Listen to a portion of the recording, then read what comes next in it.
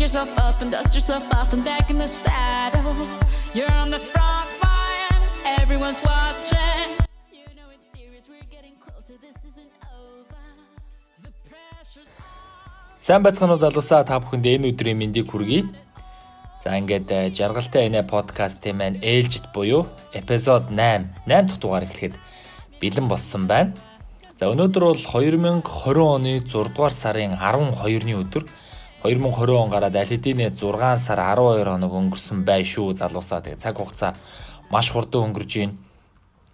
Саяхан бас нэг сошиал орчинд хөгжилтэй зураг харсан. Юу байсан бэ гэхээр нөгөө 2-3 жилийн өмнөх аваргуудын лигийн финалд Ливерпул болон Реал Мадрид багууд хоорондоо таарахад Ливерпулийн хаалгач Лорес Кариус бөмбөгөө аваад гараараа шидэж дамжуулах гэж хагаад Бенземагийн урдуур дамжуулах гад тэгсэн Бензема урдуур нь хөлөө тавиад тэгээд айгүй амархан гол оруулаад айгүй амархан гол алдчихсан. Тэр нь тоглолтын хамгийн ихний гол байсан. Яг тэрэн шиг Кариусыг нөгөө гол дамжуулах гэж байгааг 2020 оны миний зорилго гээд тэгээд Бенземагийн нөгөө хөл тавьж байгааг нь болохоор коронавирус гэсэн байсан. Тэгээд яг тэрэн шиг л одоо үйл явдал болж байна. 2020 он гараад 1 сар 2 сар гээл дөнгөж нөхцөл байдал эхэлж исэн чинь коронавирус одоо эд хүчийг аваад эд эрчийг аваад за тэгээд улс орнууд бол хилээ хаалаа, спортын тэмцээн уралдаан бүгд цуслагдлаа, одоо түр завсралга авлаа.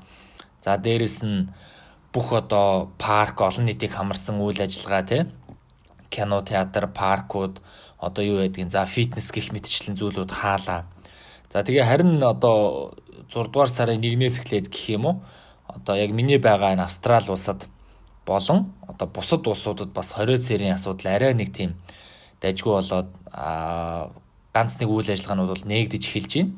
Тэгээ өнөөдөр бол 6 дугаар сарын 12-нд за 6 дугаар сарын 13 буюу яг маргааш нас манай энд одоо хамгийн сүүлийн олон нийтийг хамарсан үйл ажиллагааны нэг болох фитнес зал үе таалгаа нээх гэж байгаа. Тэгээд бусад одоо паб, ресторан болон бусад зүйлүүд бол аль хэдийн үе таалгаа нээсэн 10-аас 50 хүнийг бол багтаасан тийм үйл ажиллагаа бол явуулж байгаа.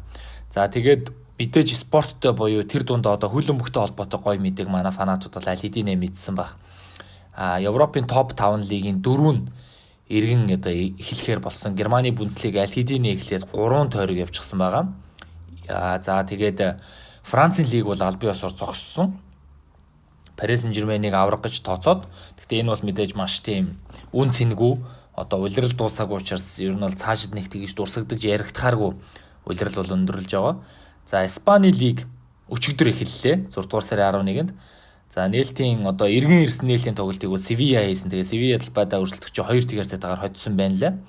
За өнөөдөр шөнө Испани лигийн тоглолтууд болно. За мөн өнөөдөр шөнө 6 дугаар сарын 12-ны энэ шөнө одоо Италийн лигийн тоглолтууд, Италийн цомын хариу тоглолтууд бол болох гэж байна. За үүнд бол одоо Ювентус болон Милан багуудын тоглолт хариу тоглолтоор Ювентусын талбайд үргэлжлэнэ. За хамгийн сүүлд 2 сарын 22-нд энэ хоёр баг Италийн цомын шөвгийн дөрвийн эхний тоглолтыг хийхэд Милан, Ювентус хоёр тоглоод 1-1 харьцаатаагаар тэнцсэн. За Миланаас Анте Ребич нэг голыг оруулсан бол Криштиано Роналдо эрдээр торгуулийн цогцолтоор голдоод тоглолтын тооны харьцаа 1-1-ээр дууссан. Тэгэхээр өнөөдөр шөнийн тоглолт бол маш сонирхолтой тоглолт. Биднийг бас хүлээж байна гэдгийг дуулгах нь зүйтэй байх. За тэгээд бусад одоо лигүүд Английн Премьер Лиг дараа 7 хоногт эхлэж байна. За Испани лиг эхэлсэн гэд хэлсэн. Италийн лиг тийм байгаа. Германы Бундслиг гэсэн ийм гой мэдээлэлүүд бол байна. Тэгээд ямар ч байсан хөлбөмбөгийн лигүүд маань эргээ ирж ин тоглогчдын хувьд бол бэлтгэл сургуультандаа гараад жигдрээд асуудлууд бол жигдээд эхэллээ. Төгсөг тоглолтуудыг бол бас багууд хийгээд эхэлсэн байлаа. Тэгэхээр тун удахгүй бүгдээрээ миний подкаст чи илүү сонирхолтой, илүү олон ярих сэдвтэй болж эхлэх чинь. За дээрэс нь хөлбөмбөгийн лигүүд маань эргээ ирж ин үүнээс илүү жаргал гэж хөлбөмбөгийн тэр дундаа одоо спортын фанатуудын хувьд юу байх вэ? За тэгээд өнгөрсөн подкастуудаар бол ялангуяа миний 7 дугаар подкаст бас маш олон хүнд одоо Instagram болон YouTube за тэгээд SoundCloud яг энэ платформудаар бол зэрэг тавигдаад их олон хүнд хүрлээ. Би тэрэнд бол бас маш их баярлж байгаа. Тэгээд мэдээж онцгой дугаарч байсан бас Криштиано Роналдогийн талаар ярьсан эхний хэсэг байсан. Би бол Криштиано Роналдогийн талаар нэг цуврал хамгийн багадаа 5 одоо цуврал бол хий гэж бодож байгаа. Гэхдээ мэдээж тодорхой зайнуудтай хий гэж бодож байгаа. Шууд 1 2 3 4 5 гэдээ гаргачихлгүй ингээд дундуур нь өөр сэдвүүдээр яриад өөр сонирхолтой зүйлүүд ярьж агаад тэгээд одоо Роналдог бол үргэлжлүүлэе гэж бодож байгаа. Тэгээ өнөөдөр Жаргалтай байна подкастын маань 8 дахь дугаар дээр би хөлбөмбөгийн түүхэн маш сонирхолтой нэгэн тоглолтыг онцлохоор болсон байгаа. За өмнө нь нэг удаа би тоглолт онцолж байсан. Тэр нь бол 2013-аас 14 оны улирлын аваргуудын лигийн финалийн тоглолт байсан. Реал Мадрид, Атлетико Мадрид багуудын тоглолт байсан бол өнөөдөр би 2014 оны хөлбөмбөгийн дэлхийн аварга шалгаруулах 20 дахь удаагийн тэмцээний хагас шигшээ буюу шөвгийн дөрөвт учраа таарсан Бразил, Германы шигшээ багуудын тоглолтын талаар та бүхэнтэй бас ингээд хуваалцаж ярилцаж тухайн тоглолтыг юу болж исэн, юу болж исэн, ямар хүндхэн тоглолт Бразилийн хувьд болсон, ямар агуу тоглолт Германы хувьд болсон юм бэ гэдгийг ярихыг хүссэн юм а. Ингээд бүгдээрээ Жаргалтай байна подкастынхаа 8 дахь дугаар руу шууд нэвтрэн хамтдаа орцгоё. За подкастынхаа ихэнд хэлэхэд подкастыг маань сонсдог бүх залуучуудаа маш их баярлалаа гэж хэлье. Ингээд хөлбөмбөгийн түүхэн бразилчуудын хувьд аимшигт нэгэн тоглолт.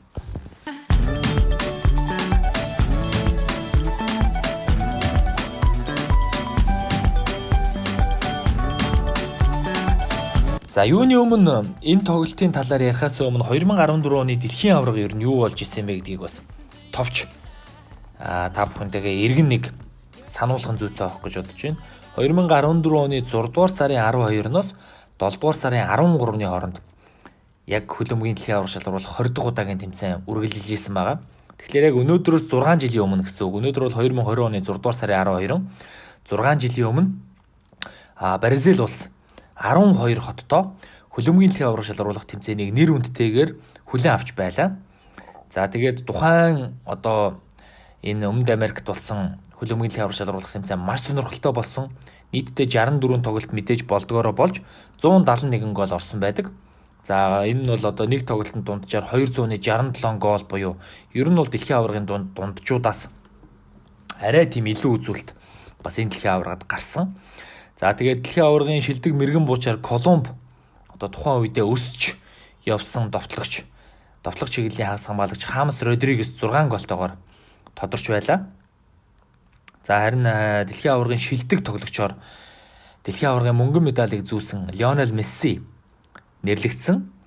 Харин дэлхийн аваргын шилдэг залуу тоглогчоор Пол Погба Франц залуу нэрлэгдэж байлаа. За түүний хувьд бол 2018 онд шигшээ багтаага дэлхийн аварга болсон гэдгийг манай үзэгч надаар хэлүүлэлтгүй сайн мэдж байгаа. За харин алтан бэлээ буюу шилдэг хаалгачийн шагналыг төрүүлсэн Германы шигшээ багийн хаалгач Мануэль Нойер хүртэж байсан юм а. За тэгээд энэ дэлхийн аварга бол маш онцлогтой, сонирхолтой, мэдээж хөлбөмбөгийг бас дэлхийн аваргад хамгийн олон төрүүлсэн хамгийн шилдэг амжилтыг үзүүлсэн Бразилд зохиогдсон гэдгээрээ хөлбөмбөгийн энэ техник ур чадварын мастеруу зохиосон гэдгээрээ их онцлог болсон боловч яг миний ярих гэж байгаа энэ Бразил Германы түүхэн тоглолт бол Бразилийн шигшээ багийг бол бүх цаг үеийн түүхэнд хамгийн гутамшигт байдалд оруулах үз тийм тоглолт бол болж исэн. Тэгээд ер нь бол ингээд дэлхийн аваргын талаар товч ярихад бол ийм байна. Тэгээд Бразилийн шигшээ баг Германы шигшээ багт 2014 оны хагас шигшээ тоглолтод 7-1-ийн харьцаатаагаар хожигдож исэн.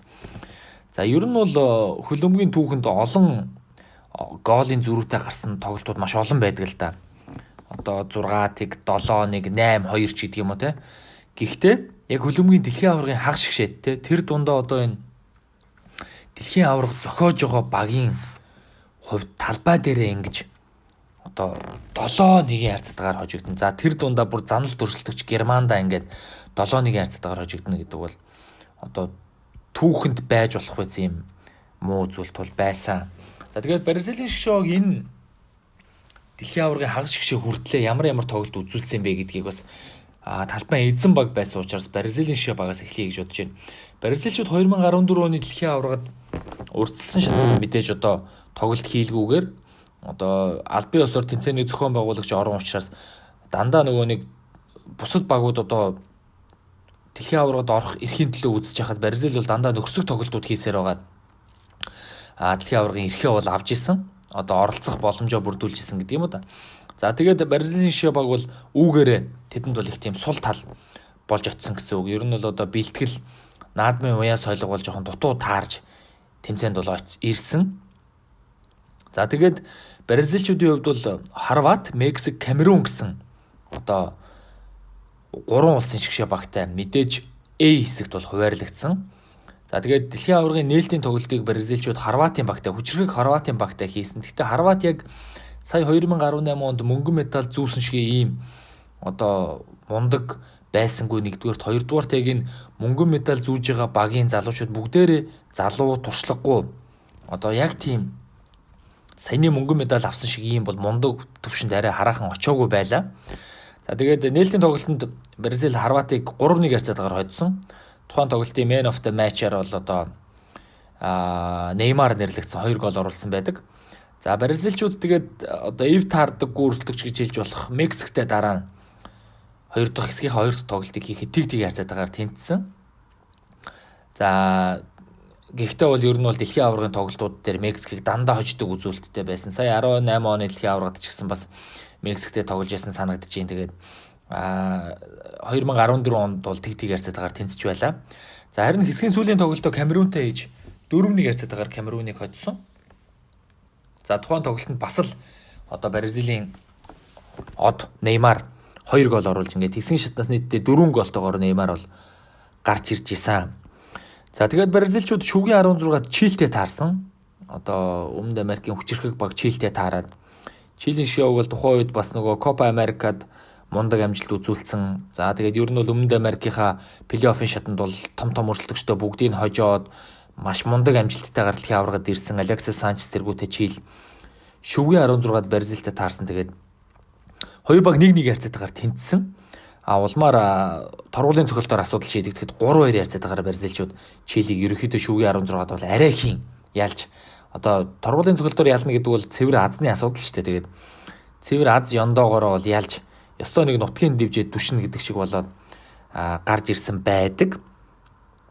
За харин шүгийн 8-д бол Бразилийн шоу Колумбтай таарсан. Тухайн үед бол Колумб залуу авьяаслаг шилдэг бүрэлдэхүүнээр одоо бага бүрдүүлчихсэн маш гоё зохион байгуулалттай мундаг шгшээ баг шүгийн 16-ад өрсөлдөгчөө хожоод шүгийн 8 дээр гарч ирсэн. Тэгээ Колумб бол ер нь Бразилтэй их ойрхон үзсэн.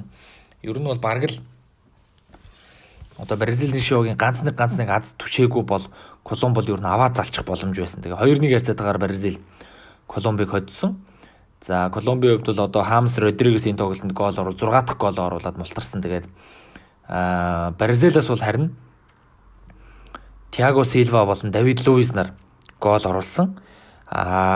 Өмнөх шүгийн 16-гийн Чилтэйсэн тоглолтын цорын ганц голыг Давид Луис оруулсан байсан. Тэгээд шүгийн 8 дээр тэр Колумбтай тоглосон тоглолт бол Бразилчуудын хувьд хэдий хоцсон ч гэсэн одоо хэдий тулаанд ялсан ч гэсэн дайнд ялагдсан тийм тоглолт байсан. Энэ юу хэлж ийнө вэ гэхээр шүгийн 8-ын тухайн тоглолтод Тиаго Силва шар утас аваад 2 дахь шар утас авснаар шүгийн 4-ийн тоглолтыг нэгдүгürt өнжих болсон. За ингээд хамгаалтын ноён нуруу байхгүйгээр Бразил Германтай тоглох болсон. Харин бүр нэг том асуудал байсан. Яг тоглолтын төгсгөлд Неймар одоо гэмтэл аваад гараа явцсан. Тэгээ Неймар ерөөхдөө гэмтээд шүгийн 4-т болон одоо хэрвээ шүгийн 4-т хожвол финалийн тоглолтод хожигдвол хүрлийн тоглолтод ч ер нь орхооргүй гэмтэл аваад за тэгээд Бразилчуудын хувьд бол маш том ийм хоёр гарцыг амсаад Тиаго Силва, Неймар гэсэн хоёр том зэвсэггүйгээр шүгийн 4-т Германы эсрэг уулзахаар болсон. За нэг иймэрхүү нөхцөл байдгийг Бразилчууд шүгийн хэсгийн шатнаас эхлээд шүгийн 4 хүртэл үзүүлж явсан. За харин Германы шгшээ баг бол 2014 оны дэлхийн аваргад эрэхтэйч, оролцохдоож, төрүүлэхтэйч үнэхээр мундаг зохион байгуулалттай байсан. Бүрэлдэхүүнч амар байлаа. Одоо ямар нэгэн гэмтэл бэртэл байсангүй зохион байгуулалт, тактик тэр одоо бүх зүйл нь үнэхээр төгс байсан гэж хэлж болно. За Германы шгшээ баг хэсгийн эхний тоглолтоо Криштиано Роналдугаар удирдуулсан Португалтай хийжсэн. Тэгээ Португалыг Герман 4-1 харьцаатаагаар хоцсон л дээ. Ер нь бол Португалтай бас ив таардаггүй гэж хэлж болно шүү дээ. Герман Португал хоёрын тоглолт бол үргэлж тийм нээлттэй сонгодог. Олон гол зонхилсан их ширүүн тоглолтууд бол болдог. Хамгийн ойрхон гэхэд л одоо 2006 оны дэлхийн аваргад Герман Португал хоёр хүрлийн төлөө тоглож Португал Герман одоо Бастиан Швайнштайгерийн гайхалтай соло тоглолтын ачаар Герман хожиж исэн. За тэгээд Германы шгшээ баг бол Португалтай эв таардаггүй ч гэсэн энэ тэмцээнд бол өстой үнэхээр мундаг тоглолтыг үзүүлж 4-1 харьцаатаагаар Португалыг хоцсон. Харин хэсгийн 2 дахь тоглолтын дээр бол Ганы шгшээ багтай тоглож 2-2 харьцаатаагаар тэнцсэн. Одоо ингээд бодоход Африкийн шилдэг баг Ганчууд Германы эсрэг бас тухайн дэлхийн аврагт хамгийн хүчтэй эсэргүүцэл үзүүлсэн багуудын нэгээр яалтж байхгүй тодорсон байдаг. 2-2 харьцаатаагаар тэнцсэн. За тэгээ хэсгийн сүүлийн тоглолтод болохоор Герман Америкийн нэгдсэн улсыг Томас Мюллерийн 1 голоор 1-1 харьцаатаагаар хожиж ингээд ерөнхийдөө бол одоо 7 оноотойгоор хэсгээсээ нэгээр гарч явж байгаа юм аа. За тэгээд Герман шүгэн 16-ад Африкийн өөр нэгэн төлөөлөл Алжирийн шгшээ багтай тоглосон. Гантай хэсэгтээ 2-2-оор тэнцээд шүгэн 16-ад Африкийн бас нэг төлөөлөл Алжиртэй тоглоод энэ ерөөсөө маш игзэгтэй тоглолт болсон. Герман үндсэн 90 минутанд гол оруулж чадаагүй. За тэгээд одоо 92 дахь минутанд шүүрлээ 1 гол оруулаад 120 дээр Өзил 1 гол оруулаад тэгээд 121 дээр Алжираас одоо нэг тамирчин гол оруулсан гэсэн тэр бол хэтэрхий оройтсон байсан. Ингээд ерөөсөө ёстой нэг дээсэн дөрөөн дээр дэнчгэнсэн тоглолтын дээр Герман арай хийж Алжирийг 2-1-ээр хожоод шүгэн 8 руу гарч ирсэн. За шүгэн 8 руу гарч ирсэн чинь одоо энэ 2018 оны дэлхийн аварга болсон яг энэ 2018 он дэлхийн аварга болсон бүрэлдэхүүн одоо яг залуу хувилбараараа тийм арай нэг жоохон туршлагагүй. Гэхдээ одоо маш тийм шижигнсэн залуучуудаар бүрдүүлсэн багтай Францын шгшээ багтай Герман таарсан. За энэ Герман Франц хоёрын тоглолт бол үнэхээр сонгодог ач холбогдлын хувьд маш өндөр гайхалтай тоглолт болсон л доо. За тэгээд энэ тоглолтод Мац Хумельсийн цорын ганц гоолоор Германы төвийн хамгаалагч Мац Хумельсийн цорын ганц гоолоор германчууд Францыг бас л арай хийж тийм маш одоо тийм ширүүн тоглолтын эцэст арай хийж ялсан. 1-1 харьцаатаагаар хоцсон. Ингээд шүгэн 4-т Герман Бразилтэй тоглохоор хурж ирж байгаа. За түрүү миний хэлсэнчлэн Германы шгшээ баг бол ингээд одоо өөрсдийнх нь системд байдаг томоохон шгшээ багуудын эсрэг бол маш хүчтэй тактик боловсруулад одоо тий маш сайн зохион байгуулалттайгаар оролцож исэн. Одоо Португалийг 4-тэйгээр хоцсон, Францыг хоцсон, Америкийг хоцсон ч гэдэг юм уу. Харин нөгөө нэг төлөвлөгөөнд байгаагүй жижиг багуудтай тий ялангуяа маш хурдтай темптэй тоглолт үзүүлдэг Африкийн багуудын эсрэг бол Герман бараг л хүчин мөкстөнгөө алдсан. Гантай тэнцсэн, Алжирийг арай хийж хоцсон ч гэдэг юм уу. Иймэрхүү нөхцөл байдал бол гарч исэн. За тэгээд 2014 оны одоо ээлжид нэгэн тоглолт шүгэн 4-ийн тоглолт Бело Хоризонтод болсон. Германы шгшээ Бразилийн шгшээ багуудын хооронд болсон энэ тоглолт бол одоо 7-1 харьцаатаагаар өндөрлөнө гэж ер нь за мэдхгүй ер нь хинч зүүдлээгүй баг. Яг уу Германыг хожно гэж бодож исэн хүмүүс их байсан баг. Ягаад гэвэл тухайн үеийн Бразилийн шгшээ багийн бүрэлдэхүүн үнэхээр сул байлаа. Дээрээс нь Герман үнэхээр сайн байсан. За дээрээс нь Бразилийн 2 шилдэг тамирчин Тиаго Силва, Неймар хоёр байхгүй байсан учраас ер нь яг Боцоны төвүүд дээр Германы ялах магадлал илүү яригдчихсэн. Гэхдээ арайч бүр 7-1 харьцаатаагаар хожно гэж өстой үнэхээр бодоагүй баг. За ингээд тоглолт руу оръё. Бразилийн шоугийн гарааны бүрэлдэхүүн хаалган дээр Жулио Сезар. За хамгаалтанд зүүн жигүүрт Марсело, баруун жигүүрт Майкон. За төв дээр болохоор Давид Луис багийн ахлагчаар гарсан. Тэгээд Данте төвийн хамгаалагчаар гарсан. За Луис Густаво болон Фернандиньо хоёр төвд одоо цэвэрлэгээний байран дээр тоглосон бол Оскар Халк, Бернард 3 одоо 3 хагас хамгаалагчаар гарсан.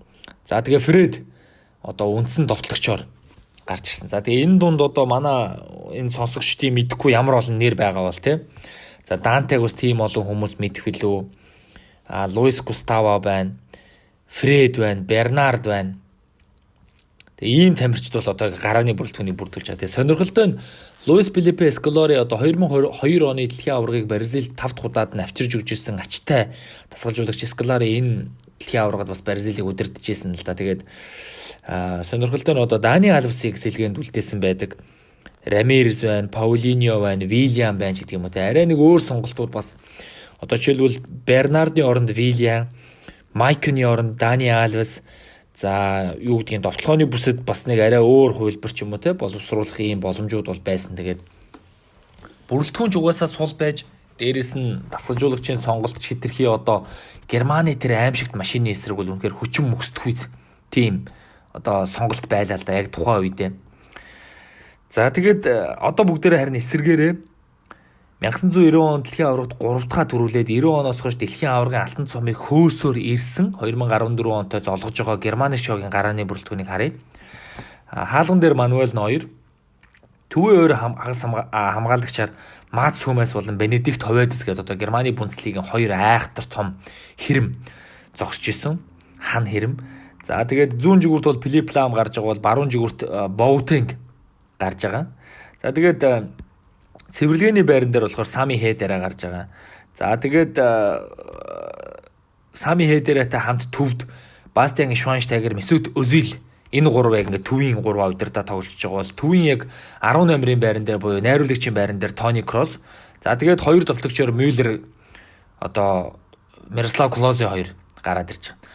Ингээд энэ бүрэлдэхүүнийг харахаар үнэхээр одоо яаж ч харьцуулсан цаасан дээрээс харсан Германы шогийн бүрэлдэхүүн бол үнэхээр тасарсан байгаа юм л да.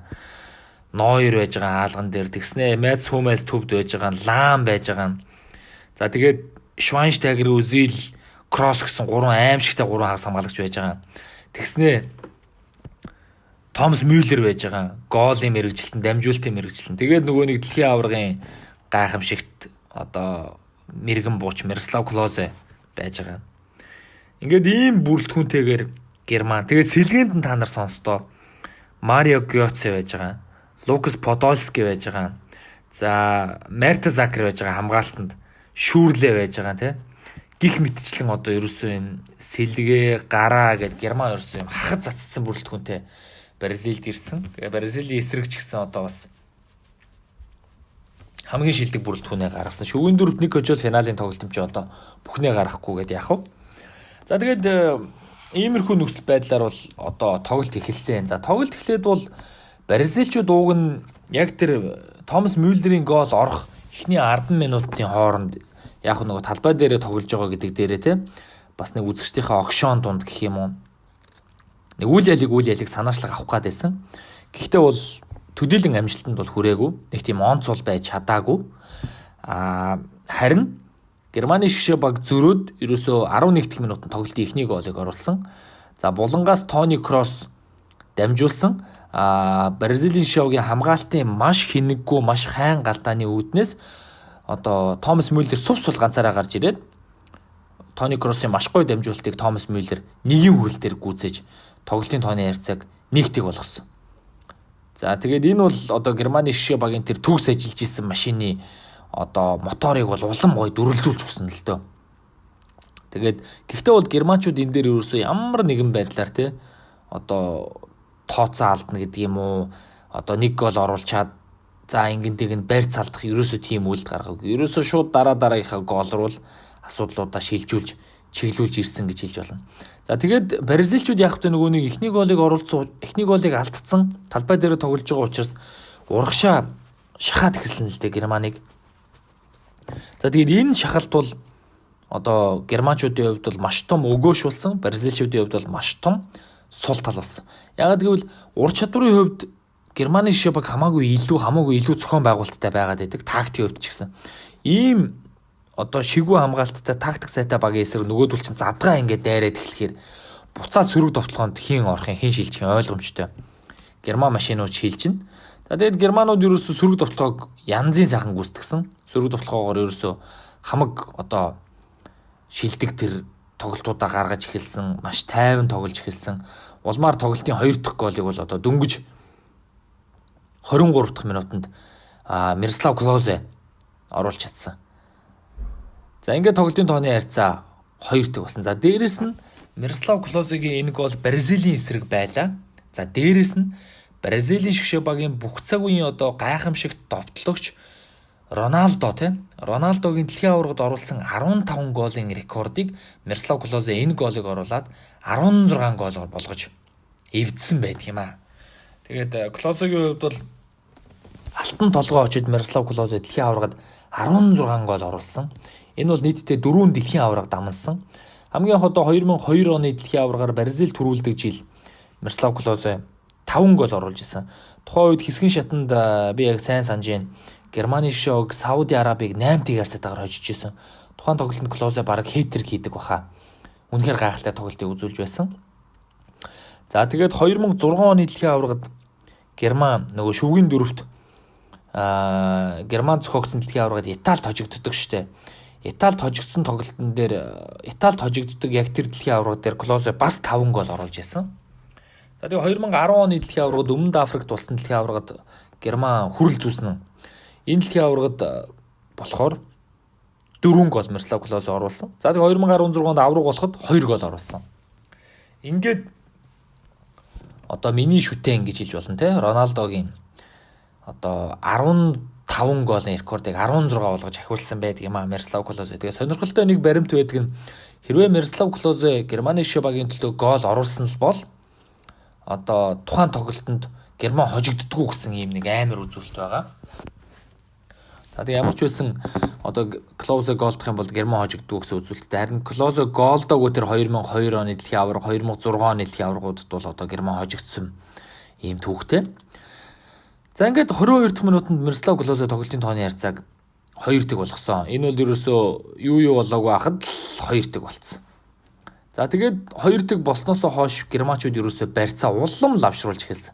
Эсвэргээрээ Бразилчуудын тэр задгай тоглолт одоо сахилга батгүй тоглолт ямар нэгэн тийм үйлдэлүүд бол улам гарч эхэлсэн. Германы баг бол бүр ямар ч алдаа мадаггүй тоглоод байсан. Ингээд тоглолтын 24-26 дахь минутанд одоо тухайн үед их залуу байж дээ 2014 оны дэлхийн аваргад Тони Кроссын хувьд Тони Кросс 2 гол дараалан оруулсан.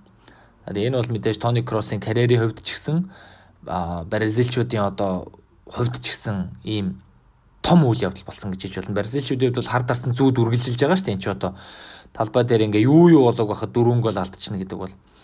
Тэгээд хамгийн гол нь энэ хамгаалт бүр ингээд паникнд ороод тэгээд дээрэс нь тэр хамгаалтанд паникнд орж байгааг одоо германчууд үнэхээр одоо гайхамшигтай яасан л та ашиглаж чадсан. Тэгээ герман машин бол угаасаа ямар ч тийм асуудалгүй ажилладаг гэдгийг энэ дэлхийн аваргын энэ тоглолтын дээр харуулсан. За ингээд 11 дахь минутанд голдоод 23, 24, 26 дээр голдоод тоглолтын тооны харьцаа 4-1 болчихж байгаа. За ингээд ерөөсөө бүр ингээд хөгжөөнд дэмжихэд уйлаа, зарим нь одоо цэнгэлдэх хүрээлэнг орхиод үдчихсэн хүмүүс бүр паникнд ороод юу болоод байгааг бүр мэдхээ болоод ингэж явах хооронд бүр одоо дайран дээр давс гихчээр Сами Хедера Месут Өзилийн дамжуулалтаар тоглолтын тооны харьцааг 5-1 болгосон. За энэ бол одоо 28 дахь минутанд болсон үйл явдал. За ингээд ерөөсөө эхний 30 минутын дотор буюу одоо дунджаар 6 минутанд Бразил 1 гол алдаад тоглолтын тооны харьцаа 5-1 болсон. Та нар төсөөлөд үзтээ бразилчуудтай өөрсдөө одоо зарим талаараа бид нар баг хөл өмгийг зөхиосон гэж ярьдаг 5 төрүүлсэн гэж цээжээ дийлддэг бразилчууд одоо 80 мянган үзэгчийнхээ өмнө их нутагтаа дэлхийн аваргын шүүгийн дөрвийн тоглолтод Германд зөвхөн эхний 30 минутанд 5-1 хожигдож ийнэ гэж боддоо. За энэ бол өстой үнэхээр аимшигтэй тийм үзүүлэлт. Одоо Бразилийн фанатуудын хувьд бол өстой мартмаар хар дарсан зүүд мэт ийм тоглолт бол одоо үргэлжилж ийсэн. Тэгээд ганц нэг тийм довтлогоонуудыг бол тоглолтын 2 дугаар үед бразилчууд бол уг нь үзүүлж эхэлсэн сэргийг хүсэж ийсэн.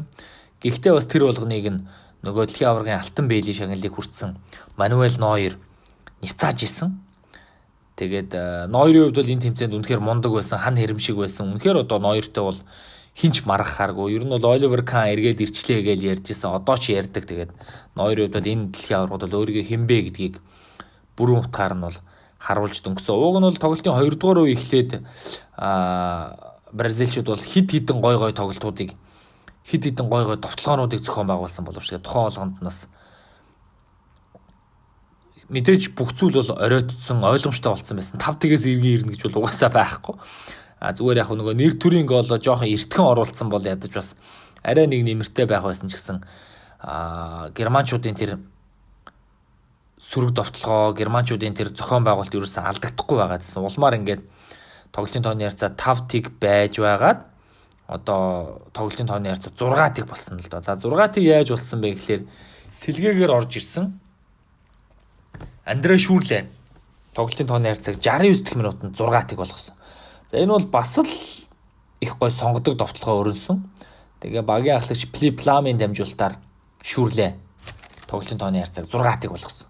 За ингээд бразилчуудын хувьд бол одоо бүр тэр одоо үнэхээр одоо энэ тоглолтыг юу гэж нэрлэмээр юм те хар дарсан зүүд гэдэг бол багадна.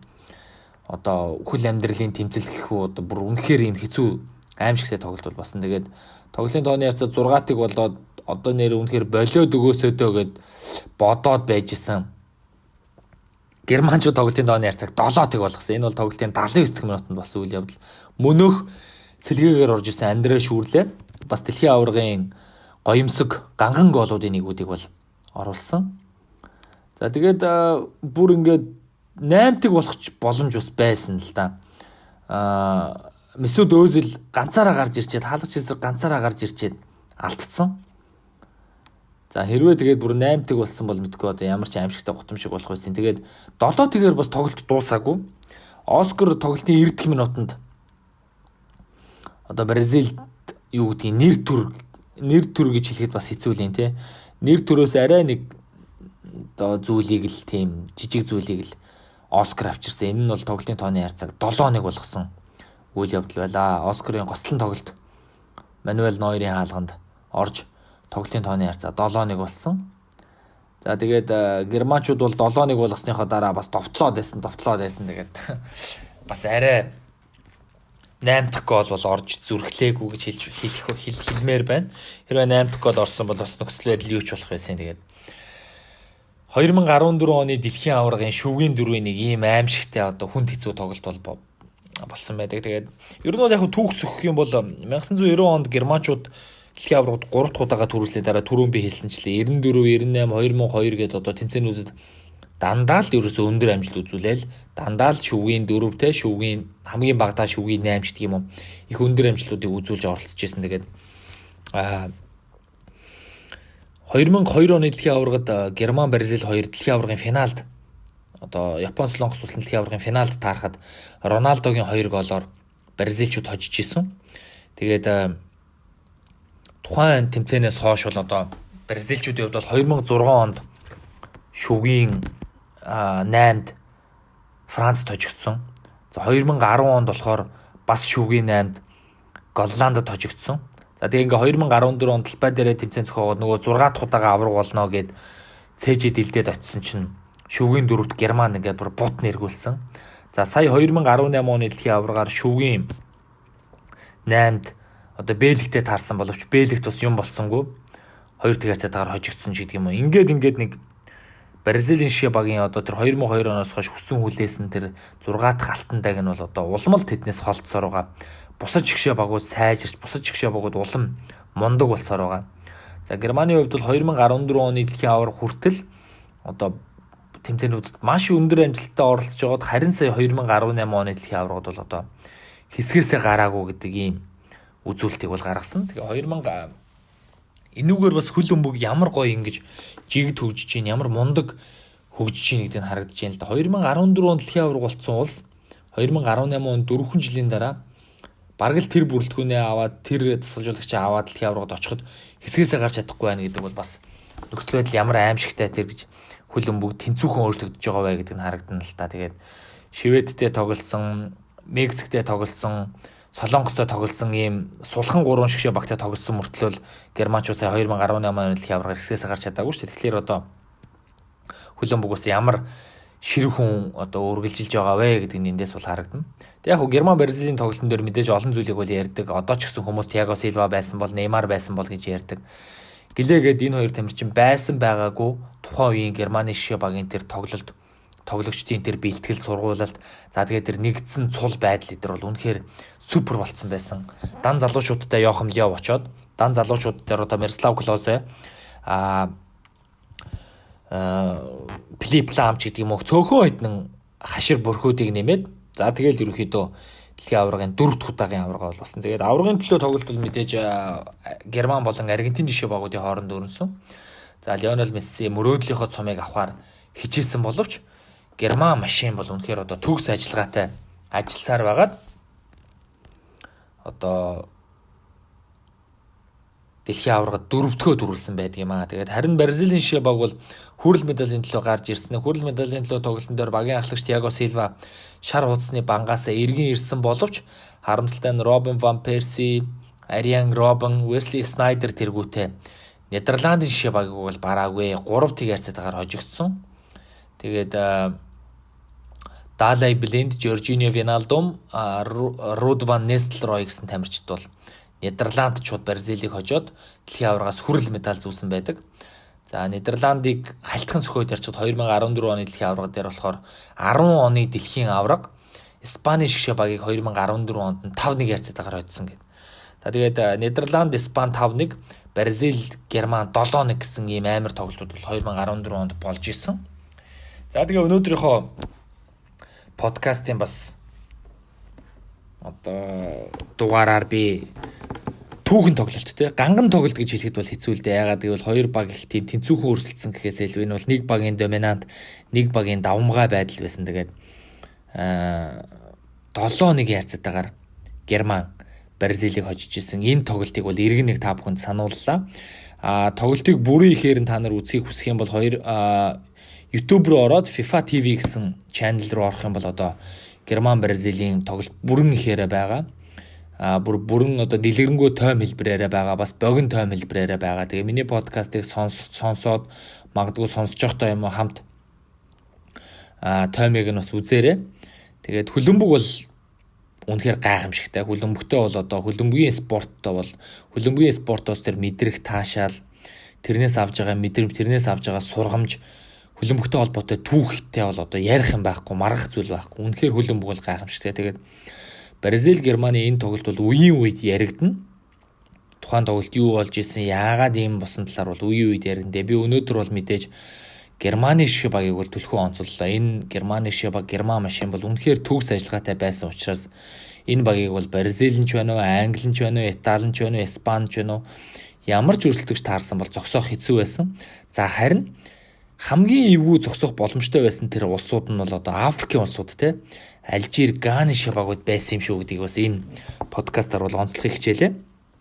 За тэгээ подкаст маань бол одоо цаашдаа ингээд 7 хоног болгон 10 хоног болгон та бүхэндээ хүрээд явна. Одоо ингээд дараагийн подкастаар гэхэд Премьер лиг хэлчихсэн ч юм уу те, эсвэл одоо Итали, Испани лигүүд эргээд ирсэн ийм гоё подкаст хэдүүлээ эргээд уулзах нь байна. Цаг хугацаа маш хурдан өнгөрж байна. Цаг хугацаа маш хурдан өнгөрч байгаа учраас та нар бас миний подкастыг сонсож байгаа бүх залуучууд өдөр болгоны гоё үр бүтээлтэй өнгөрүүлэхийг хичээгээрэй. Тэгээд өвчин зовлон гэдэг бол бас одоо хэдий хүмүүсийг холбуулдаг ч гэсэн илүү бас нөгөө нэг өөр өөртөө хаана байгаа, гэр бүлдээ ямар их цаг зарцуулах ёстой гэдгийг мэдрүүлсэн ийм цаг мөч бас байдгийн байна. Тэгэхээр юм гэдэг хоёр талтай. Тийм учраас бас та бүхэн маань гэр бүлээ хайрлаарай. Тэгээд миний подкастуудыг бас үргэлжлүүлэн сонсоорой. За тэгээд бүгдэнд нь аз жаргал хүсье. Бүгдээрээ дараагийн подкастаар эргээд уулзъя. Дараагийн подкаст мэдээж хөлбөмбөгийн лигүүдийн эргэн тойронд болон бусад гой гой мэдээллүүдтэй эргээд холбогдох болно. Тэгээд SoundCloud дээр миний одоо channel-ыг follow хийгээрэй. За мөн YouTube дээр болон Instagram дээр миний бас подкастууд орж байгаа гэдгийг дуулгахад таатай байна. Тэгээ бүгдээрээ дараагийн подкастаар уулзъя. Баяртай залуусаа. Жаргалтай байна.